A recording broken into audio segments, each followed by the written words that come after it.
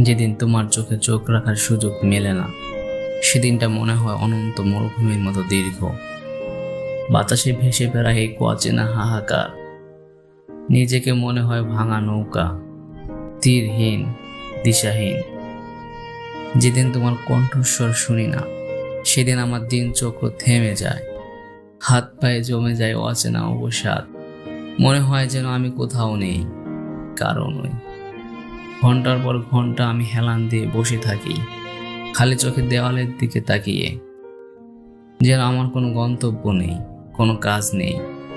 তোমাকে কিভাবে বোঝাই? তুমি আমার নিঃশ্বাসের সাথে মিশে থাকা না। তোমার সান্নিধ্য ছাড়া আমার চারপাশের পৃথিবী মনে হয় একেবারে ফাঁকা, রংহীন, অর্থহীন।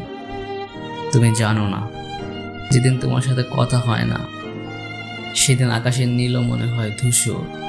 বাতাস বইতে থাকে যেন বিষণ্ণ কোনো সুরে। আমার বুকের গভীরে জমে ওঠে একটা অলিখিত কবিতা, যে কবিতা হয়তো আমি কোনোদিন লিখতে পারবো না। তবুও যা প্রতি মুহূর্তেই তোমাকেই ডাকতে থাকে।